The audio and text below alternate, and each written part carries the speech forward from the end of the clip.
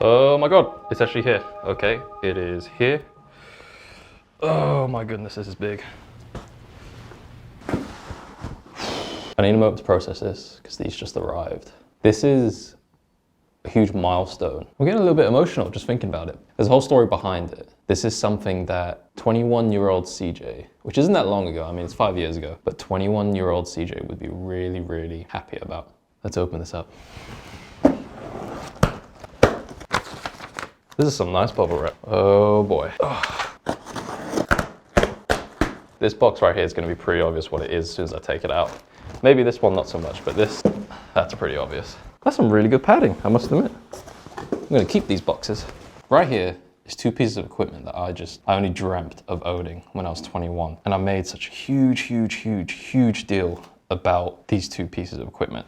Mainly this. I spent countless nights staying up until 3 a.m. and just teetering about ordering this piece of kit. And even when I got kind of like successful with my freelance business at the time, I could never set aside the amount needed to purchase it all in one go. This probably isn't a good thing, but every month I would try and put through the application for a finance plan on this camera, or at least on the camera at the time. But I'd always get denied because my credit score was too low at the time. So fast forward 5 years, and it's still the exact same scenario. I was up way too late editing, and why not invest in me? Why not invest in my future? And also, why not just treat myself? Because the last 5 years have been pretty insane. When I joined Gymshark, like that was already a huge milestone for me. That was such a big goal of mine at 21. 2 years later, I got the job, blah, blah, blah. It just worked out. I mean, the camera's already been out for like, I want to say like over a year, like well over a year, maybe a year and a half. When I was 21, originally I wanted the Mark II.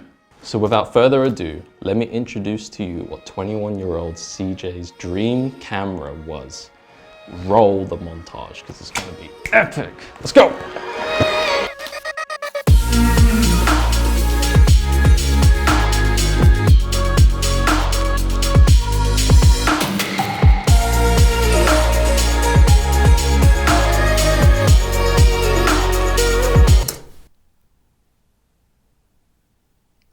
No, don't make a day.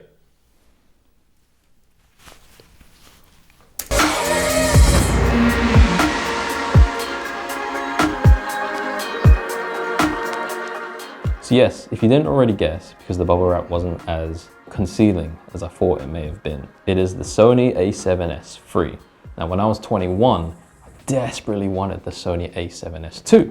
And also the A7S1. The way that cameras are going, they just seem to be pumped out so quickly. And nowadays, the line between each brand is so minuscule. Like if you thought it was harder to pick a camera from a different brand before, it's even harder today. And that's just the way it's gonna be. And also the line between a cinema camera and a DSLR is like, they're so close. 5 years, you couldn't really have a solid DSLR that could do 4K 60, or even just 4K in general. That was still kind of new. Nowadays, it seems like every camera is able to do up to like 8K. The Sony has always been a dream for me. And the really cool thing is that I got a hands-on with it since its release. So I've been using this for almost like a year and a half, and I love everything about it.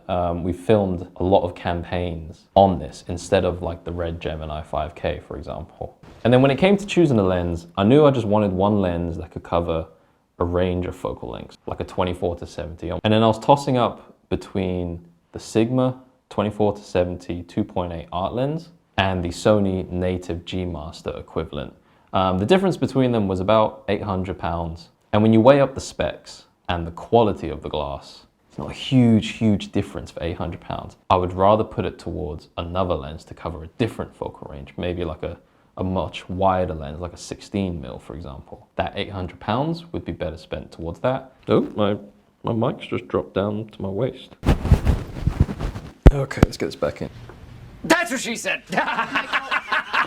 To be able to get to this position already, where one, I have my own apartment, two, I now have my dream camera, it still didn't turn out the way that I thought it would. Like I knew Gymshark was a goal and I got that, but what ensued after joining Gymshark, I never would have guessed. This really hits home for me because it's a massive milestone for me, and I'm so happy that this is a thing now. But for the last 4 years of my freelance career, I've been filming on this, which is the Sony A6500. Now that camera was a beast thing. And to put it into perspective, the body itself of that camera without the lens was the same price as this lens is today. And I'm so grateful that I chose to go with that camera because it's small, it's lightweight. The autofocus on it was amazing and you could also do 4K. So it was great for me because at the time I was shooting a lot of sport related stuff for other clients. Now to most people it probably wouldn't matter, but to me, I always wanted what was best, like the quality, which is also why it took so long for me to restart this YouTube channel because I was just obsessed with perfection. But the thing is, the A6500 has been with me for almost 4 years and I only spent £1,000 on it. And I even got it on a finance plan back then. So it was like nothing. I think I was paying like £40 a month. So I definitely got my money back and more. So when I said in my first video, I was looking for something that could really help push me creatively and something that I wanted to invest all of my time, energy, and money into, this is it. This is practically where it begins. On a very important note, you don't need the best camera to make videos. I want to emphasize that a lot right now. Because again, that was something that I was obsessed with in the beginning with perfection and the best of the best.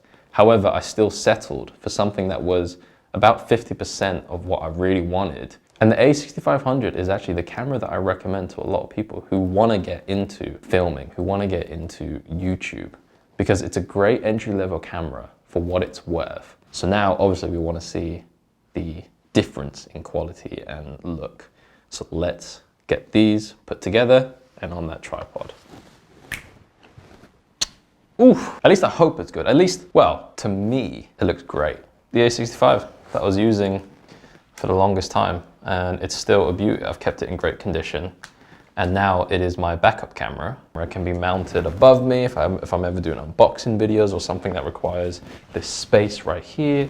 If I ever need a second camera off to the side as like a B cam for interviews or whatever, this is what this is gonna do. Make sure you set yourself goals. They don't have to have very specific timelines behind them. Everything happens in its own time and for its own reason, but never lose sight of what it is you want to set out to achieve. So if you like this video, give it a thumbs up. If you didn't like it, give it a thumbs down. Either way, let me know in the comments below what you did and didn't like about this video. If this video wasn't for you, I still appreciate it if you clicked on it to watch it and just kind of see what my dream was. So I feel like the best way to end this video is by testing out the camera and some of its capabilities. I need to make my second cup of coffee anyways, so it's just perfect timing. Sweet. Peace.